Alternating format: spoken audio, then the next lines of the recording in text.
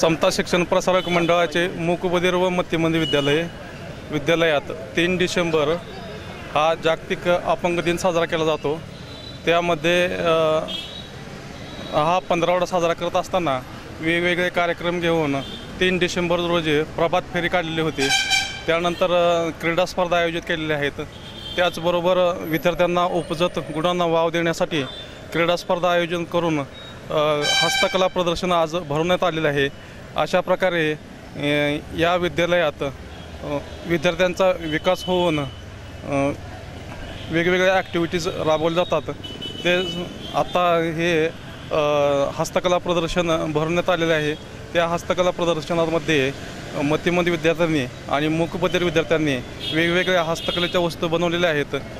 त्या सातारकर नागरिकांनी त्याचे कौतुक केलेले आहे।